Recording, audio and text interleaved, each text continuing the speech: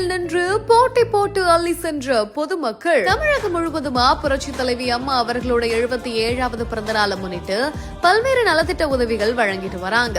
இதன் ஒரு பகுதியா தான் மதுரை புறநகர் மேற்கு மாவட்ட அதிமுக சார்பில் திருமங்கலம் தொகுதியில புரட்சி தலைவி அம்மா அவர்களோட 77வது பிறந்த நாளை முன்னிட்டு நலத்திட்ட உதவிகள் வழங்கும் நிகழ்ச்சியில சட்டமன்ற எதிர்க்கட்சி துணைத் தலைவரும் முன்னாள் அமைச்சருமான RP உதயகுமார் திருமங்கலம் ஊராட்சி ஒன்றியத்துக்குட்பட்ட செக்கானூர் அணியில 10,000க்கும் மேற்பட்ட பொதுமக்களுக்கு நலத்திட்ட உதவிகளை வழங்கியிருக்காரு.